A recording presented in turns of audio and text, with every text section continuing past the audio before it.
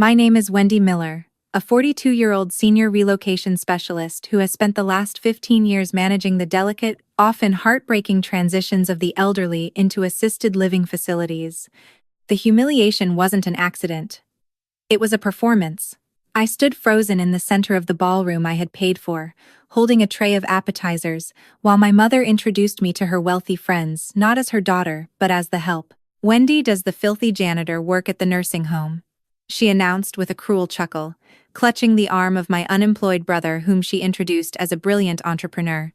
As the room erupted in laughter, I looked at the gold watch on my brother's wrist. A watch purchased with the exact $2,000 I had sent for my mother's heart medication last week. That was the moment the dutiful daughter died. I didn't cry. I didn't make a scene. I simply walked out to my car, opened my banking app, and hit cancel transfer. They thought I was their ATM. They didn't realize I was the only thing standing between them and total ruin. But cutting the money was just the beginning. What happens next isn't just a story about a family feud. It involves a secret property deed, a shocking eviction, and a little-known federal law that turned their greed into a prison sentence. If you want to see exactly how a filthy janitor used the ultimate legal loophole to serve the coldest plate of revenge imaginable, do not click away. You will not believe who ends up begging in the end. I am efficient, professional, and entirely self-made, having built my career on the ability to organize chaos and handle complex family dynamics with grace and precision. Yet, despite managing millions of dollars in assets for my clients and being the sole stabilizing force in my own family, within the walls of my mother's house, I had been reduced to nothing more than a silent financier with no voice. It was my mother, Elena's 70th birthday, a milestone event I had spent 3 months planning and nearly $5,000 financing. The venue was the Crystal Ballroom at the local country club, a place my mother insisted upon despite having no membership and no personal income to support such aristocratic tastes. I had paid the deposit, the caterer, the DJ, and even the florist who arranged the exorbitant centerpieces of white lilies that filled the room with a cloying scent. I stood near the buffet table, smoothing the fabric of my modest navy dress, watching my mother hold court. She looked radiant, I had to admit, in the champagne silk gown I had bought her, laughing with her friends from the church group. I waited for a break in the conversation to approach, hoping for a simple acknowledgement of the effort I had put in, perhaps a thank you for the venue. Instead, I received an introduction that felt like a slap. As Mrs. Gable, the town's most notorious gossip, approached our circle, I extended my hand, ready to explain my business and perhaps network a little. My mother cut in sharply. "Oh, and this is Wendy," she said, her voice dropping an octave, losing the warmth she reserved for her peers. "She works at that nursing facility off the highway. You know, doing the janitor work, cleaning up after the old folks." She laughed, a tinkling, artificial sound that invited others to join in the joke. "Someone has to do the dirty jobs, right?"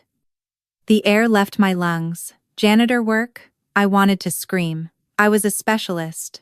I managed estates, legal transitions, and emotional crises. But I froze, the shame burning my cheeks as Mrs. Gable offered a pitying smile. "Honest work, dear," she murmured, before turning her back on me to discuss the wine. The humiliation was interrupted by a commotion at the entrance. The double doors swung open, and there he was, my younger brother, Kevin. He was 35, unemployed for 4 years, and currently living rent-free in our childhood home. Yet he strode in like he owned the building. He had arrived in a sleek, black Mercedes convertible, clearly a weekend rental he couldn't afford, tossing the keys to the valet with a theatrical flourish. "Sorry I'm late, everyone," he boomed, flashing a winning smile that seemed to dazzle every woman over 60 in the room. "Business calls never stop, you know how it is in the startup world." My mother beamed, her eyes lighting up in a way they never did for me, her posture straightening with pride. "And here is my Kevin," she announced to the room, her voice trembling with adoration. "My brilliant entrepreneur." The contrast was nauseating. The janitor who paid the bills versus the entrepreneur who couldn't pay for his own gas. But the breaking point wasn't the titles. It was the gift. Kevin called for silence, stepping into the center of the room to produce a small velvet box. "For the best mom in the world," he said, handing it to her. She opened it, gasping theatrically. Inside sat a gold wristwatch with a mother-of-pearl face. The room gasped in admiration at his generosity. "Oh, Kevin. You shouldn't have. It's too expensive," she cried, wiping a tear. I stepped closer, squinting at the brand on the dial. It was a specific designer piece, retailing for exactly $2,000. My stomach dropped, and the room seemed to tilt. Just last Tuesday, my mother had called me in a panic, claiming her insurance had denied a critical new heart medication. She told me she needed $2,000 immediately, or she was at risk of a cardiac event. I had wired the money within 10 minutes, terrified I would lose her. Now, looking at that watch, the math was undeniable. There was no heart condition, there was no denied claim. My panic had been monetized. I had essentially bought my own mother a birthday gift from my brother, and he was taking the credit while I stood there, labeled a janitor. The applause for Kevin was deafening, drowning out the ringing in my ears. I felt like I was underwater. Instead of flipping the table or screaming the truth, I did what Wendy always did. I retreated. I went to the kitchen area to help the catering staff clear the dessert plates, because that was where the help belonged. I stacked china with trembling hands, the ceramic clattering against the metal tray. But as the adrenaline of the moment faded, a cold, hard clarity replaced it. This wasn't just my mother favoring her son. This was theft. It was a long con. I thought back to the roof repairs last winter, the transmission failure on her car, the dental surgery in the spring. How much of it was real? How much of my life's savings had been funneled through her lies to fund Kevin's delusions of grandeur? She didn't humiliate me by accident. She did it to keep my self-esteem low. If I felt like a failure, like a janitor, I would keep seeking her approval through financial tribute. It was a control mechanism, and it had worked perfectly until tonight. As I scraped the cake off the plates, I realized my mother didn't see me as a daughter. She saw me as a wallet that needed to be insulted occasionally to keep it open.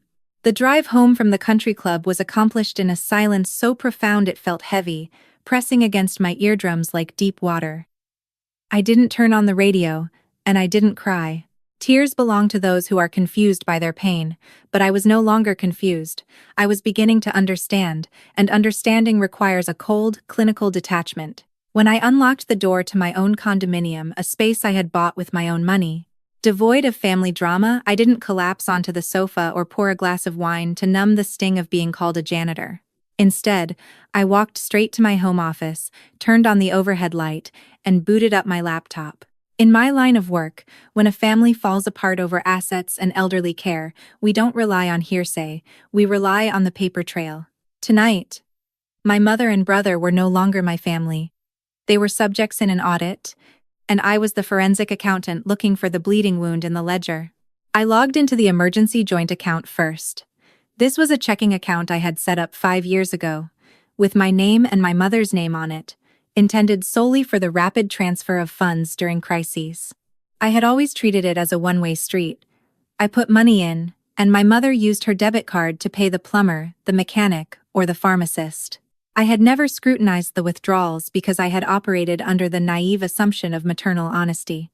Now, I downloaded the statements for the last 24 months and began to cross-reference them with my own calendar of crises. The pattern emerged within minutes, stark and undeniable, like a bone protruding from a fracture. On February 12th, I had transferred $1,500 for emergency dental work. On February 13th, there was no transaction at a dental clinic.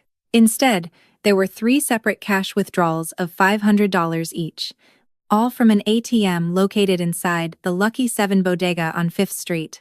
My stomach turned over. That bodega was 2 blocks from Kevin's apartment and directly across the street from the off-track betting parlor he frequented. I scrolled back further. The $3,000 for the leaking basement in October? Withdrawn in cash at the same bodega. The money for the new water heater? Withdrawn in cash. Every single time I had sent a lifeline to save my mother from a manufactured disaster, the money had been siphoned out in untraceable cash within 24 hours, geographically pinpointed to my brother's neighborhood. A cold sweat pricked at the back of my neck, not from fear, but from the sheer scale of the deception. If the money for the repairs was being stolen, then the repairs themselves were likely fiction. But that raised a more terrifying question. What about the mandatory costs? If Kevin was pocketing the cash intended for the property taxes, then the house itself, the only asset my mother had to her name, and the eventual inheritance that was supposed to repay me for years of care, could be in foreclosure. In my profession, I have seen dozens of elderly widows evicted because a relative stole the tax money, leaving the property to be seized by the county. I opened a new tab and navigated to the county clerk's online public records portal. My fingers flew across the keyboard with the muscle memory of 1,000 previous searches for clients. I entered the assessor's parcel number for my childhood home, 404 Maple Drive, expecting to see a red flag indicating a tax lien. The page loaded, the digital wheel spinning for a painfully long second before the data populated the screen. I scanned the tax history first. Surprisingly, the taxes were paid. There were no liens. I felt a momentary surge of relief, but it was quickly replaced by confusion. If Kevin was stealing the cash I sent for taxes, who was paying them? I scrolled up to the property summary section, the header that lists the legal description and ownership information. I expected to see Wendy Miller listed as the sole owner, just as she had been since my father died 20 years ago, but the name on the screen was wrong.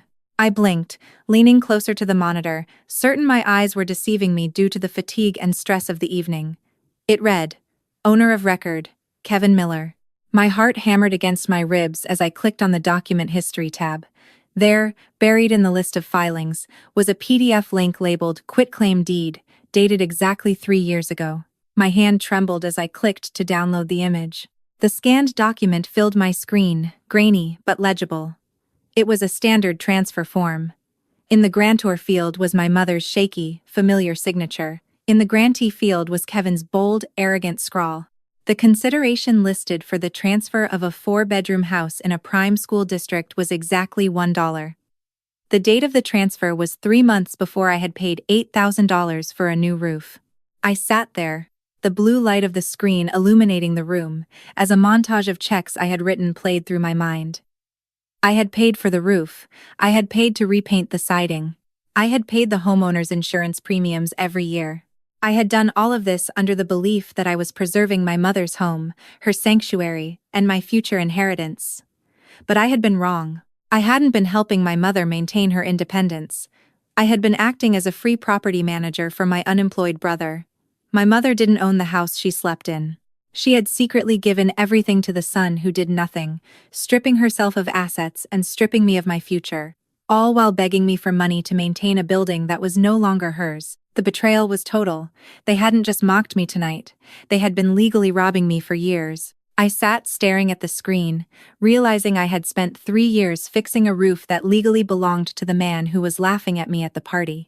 The morning sun that filtered through my office blinds felt harsh and exposing, but it brought with it a clarity that I had lacked for years. I didn't sleep after discovering the deed transfer. Instead, I spent the night formulating a strategy that would expose the rot in my family without requiring me to fire a single shot. I knew that confrontation would only lead to gaslighting. My mother would cry, Kevin would shout, and they would spin a narrative where I was the villain. I needed them to destroy themselves, and to do that, I had to cut off the oxygen to their fire.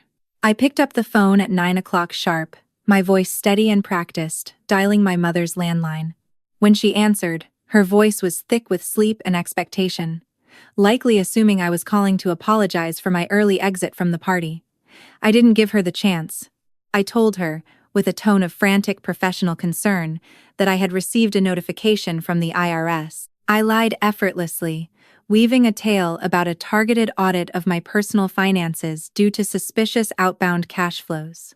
I told her that my accounts were now under federal monitoring and that any further transfer of funds without a corresponding official invoice would result in my assets being frozen and potential jail time for tax evasion.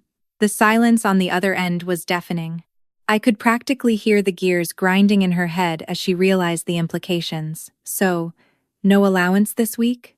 She asked, her voice trembling, not with concern for my legal trouble, but for her own wallet. I explained that I could still support her, but the method had to change. I need a paper trail for everything, Mom, I said firmly.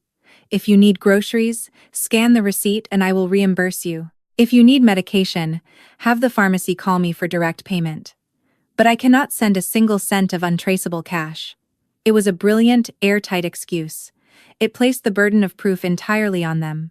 If the expenses were real, this new system would be a minor inconvenience. If the expenses were fake, the system was a guillotine. The reaction was immediate and volatile, confirming every suspicion I held. Within an hour, my phone was blowing up with texts and calls, not just from my mother, but from Kevin. He didn't text about the IRS. He called me screaming, his voice cracking with a desperation that sounded dangerous. He accused me of lying, of being cheap, of trying to control them with my corporate nonsense. He didn't care about the audit. He cared that the liquidity had dried up. The panic escalated 2 days later when my mother called in tears, claiming the electricity was scheduled to be cut off by noon if they didn't pay $300 immediately. It was the classic play they had used a dozen times before. I didn't flinch. "That's terrible, Mom," I said, pulling up the utility company's website on my laptop. "Give me the account number and the access code. I'll pay the utility company directly right now using my credit card. That creates a legal record for the IRS." There was a pause, followed by muffled whispering in the background. Kevin's voice hissed through the receiver, telling her to hang up. My mother came back on the line, stammering. "No, Wendy, just Venmo it to Kevin. It's faster, the company needs cash." The lie was so transparent it was insulting. Utility companies do not demand cash via Venmo. They refused my offer to pay the bill because they didn't need electricity, they needed the cash for whatever debt Kevin was drowning in. When I refused to budge, Kevin grabbed the phone and cursed at me, calling me a useless, bitter spinster before slamming the receiver down. The friction of the audit had stripped away the veneer of family love, revealing the transactional nature of our relationship. It also revealed something darker. Kevin was in deep trouble. He wasn't just broke.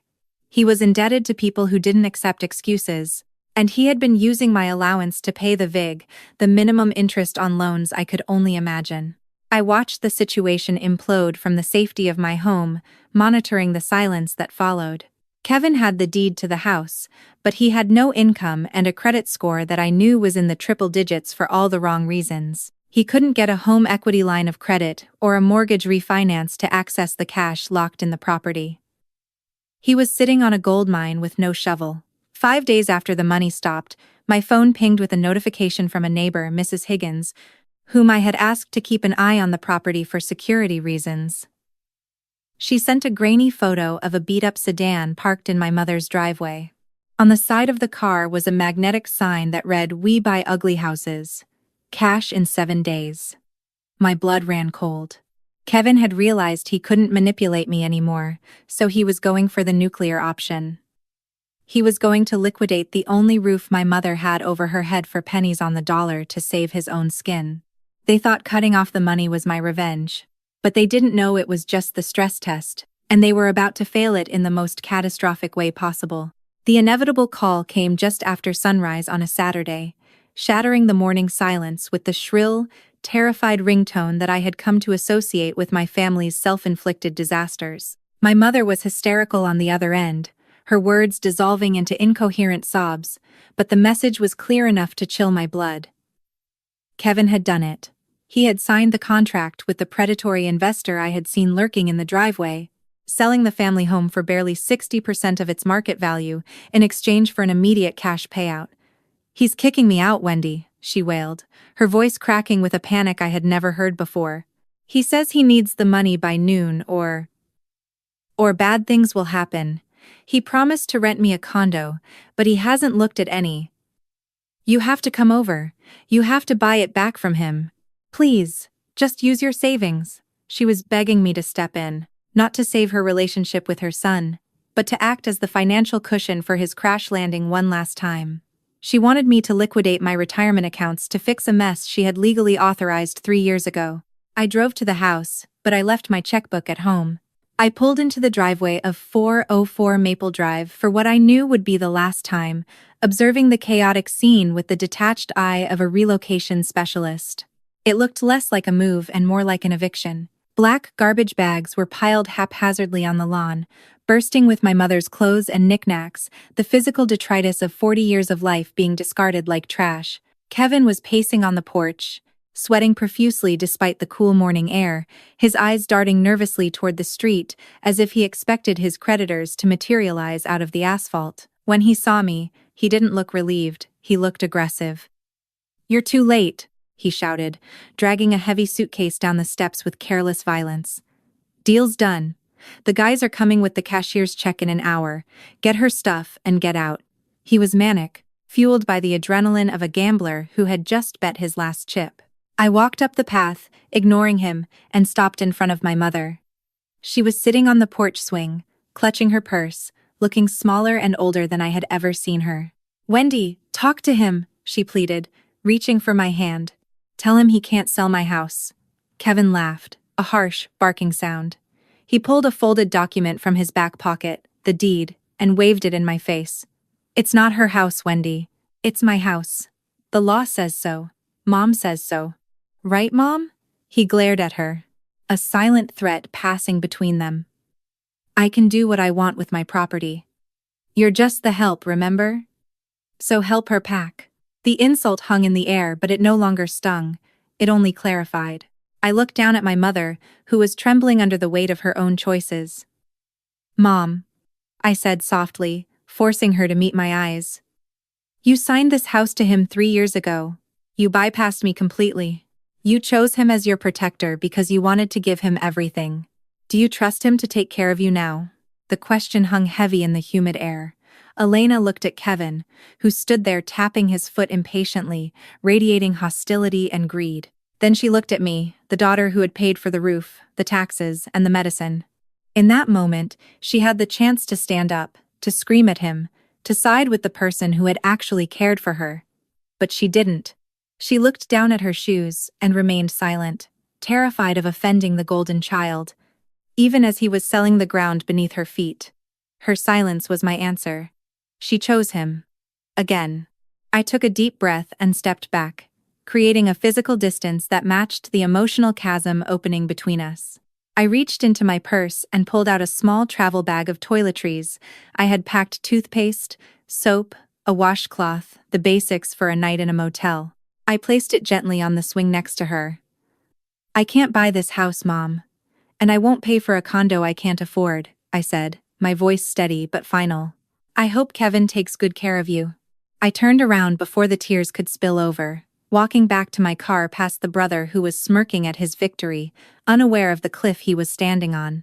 I got in, started the engine, and refused to look back until I was at the end of the block. I looked in the rearview mirror and saw my mother shrinking into the distance, finally left in the hands of the son she loved more than the daughter she used. 2 weeks of silence followed my departure from the curb, a silence that felt less like peace and more like the heavy, pressurized calm before a thunderstorm breaks. I knew exactly how long it would take for the cash to clear, for Kevin to pay off his most aggressive creditors, and for the novelty of caring for an elderly woman to wear off on a man who had never cared for anyone but himself. On the 14th day, the call finally came.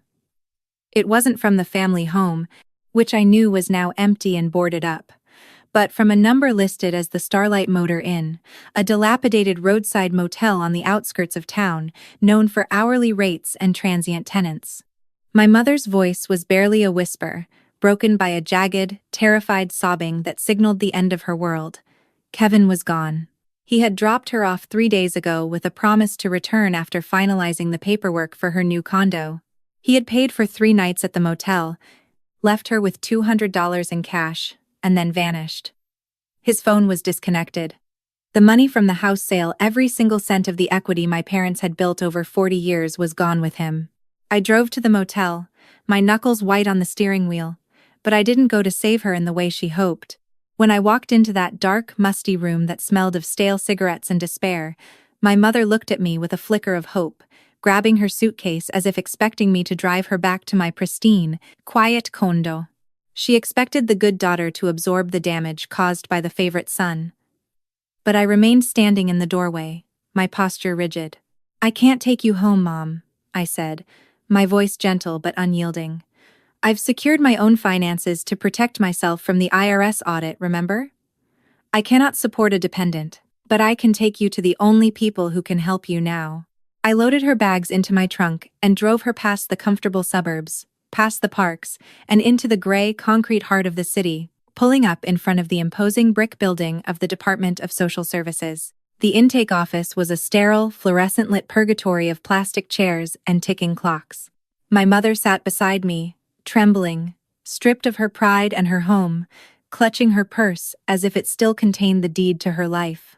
We were called to the desk of a caseworker named Mrs. Alvarez, a sharp-eyed woman who had heard every lie and seen every tragedy the system had to offer.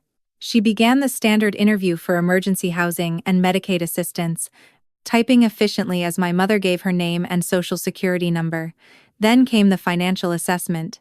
"Do you have any assets?" Mrs. Alvarez asked, her eyes not leaving the screen. "Savings?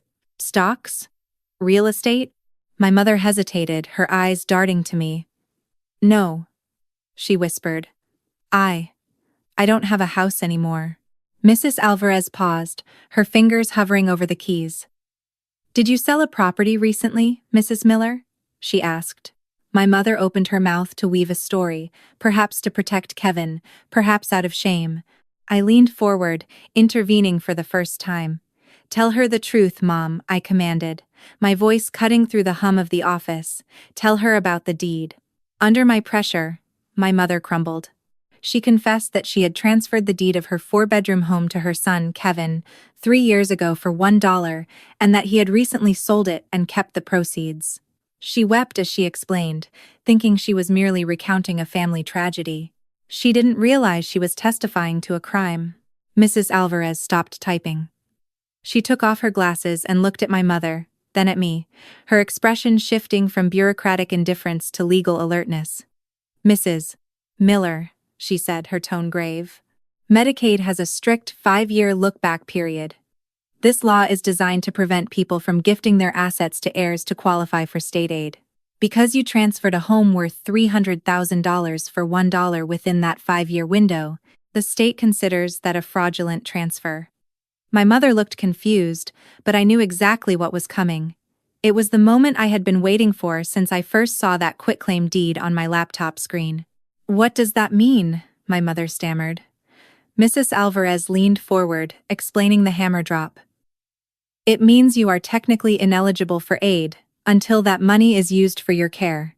However, since you are destitute and the transfer was uncompensated, the state attorney general's office is required to intervene.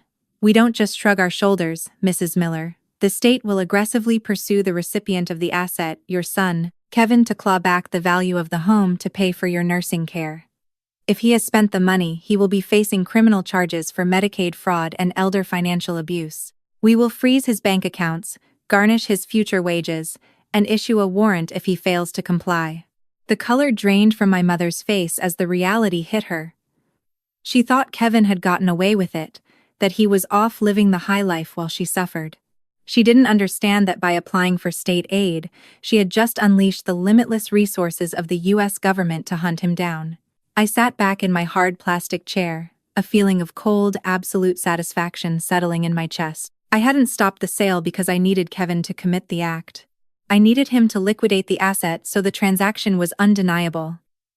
I had used the bureaucracy as my personal weapon, turning his greed into a federal case. Kevin thought he had stolen my inheritance, but he had actually just signed a confession to federal fraud, and I had just delivered it to the prosecutor. The legal machinery of the state is often criticized for being slow, but when it comes to recouping taxpayer money from fraudulent transfers, it moves with the terrifying swiftness of a guillotine. In the weeks following the intake interview at the Department of Social Services, the fallout for Kevin was absolute and catastrophic. I didn't need to hire a private investigator to track his downfall. I could practically feel the shockwaves from my own living room. Because the state had flagged the house transfer as a priority case of elder financial abuse and Medicaid fraud, the Attorney General's office obtained an emergency injunction to freeze Kevin's assets. The 60% of the market value he had extracted from the house sale money he thought was his ticket to freedom was locked in his account, flagged as disputed proceeds.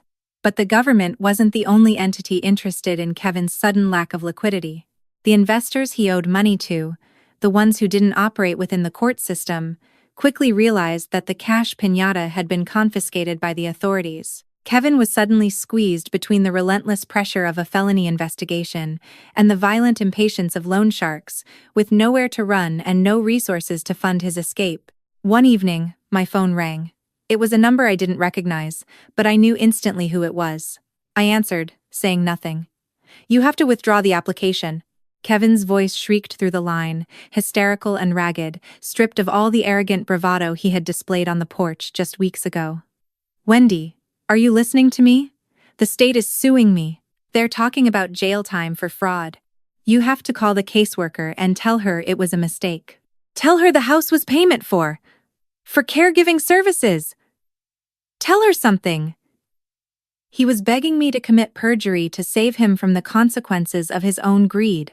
He sounded like a child who had broken a vase and wanted me to hide the pieces. I listened to his panic for 10 seconds, letting the reality of his situation sink in.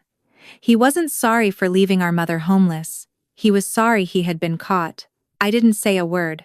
I simply pulled the phone away from my ear, pressed the red end call button, and then tapped block caller. It was the last time I ever heard his voice. He was drowning in the deep end of the pool he had pushed me into, and for the first time in his life, no one was jumping in to save him. With Kevin's assets frozen and the investigation pending, the state moved forward with placing my mother. Because she had no assets and no income, she was assigned a bed in a state-funded long-term care facility. It was not the luxury condo Kevin had promised. Nor was it the high-end private community I might have been able to arrange had the family assets been intact.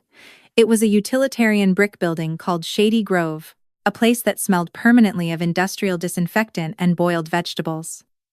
It was safe, clean, and staffed by overworked but decent nurses, yet it was devoid of any warmth or privacy. I visited her a month after her admission. She was sitting in a wheelchair in the common room, staring at a television tuned to a game show she didn't like. She looked frail, diminished by the fluorescent lights that hummed overhead. When she saw me, her eyes filled with a familiar mix of accusation and self-pity. "The food here is terrible, Wendy," she complained instantly, bypassing any greeting. The meatloaf was dry as a bone, and my roommate, Mrs. Higgins, snores like a freight train. "You can't leave me here. It's depressing. You have that nice guest room at your condo. Why can't I just come stay with you until this blows over?" The audacity of the request almost made me laugh. She still believed this was a temporary inconvenience, a timeout that I would eventually end. I sat down in the plastic chair opposite her, keeping my coat on. "I can't move you, Mom," I said, my voice calm and devoid of guilt. "This facility is what the state provides for indigent seniors. It's safe, and you are being fed." She gripped the armrest of her chair, her knuckles white. "But I had a home, I had a beautiful home," she cried. I looked her dead in the eye. "Yes, you did. And if you still had that home, or the money from its sale, you could be in a private suite right now. But you gave that house to Kevin.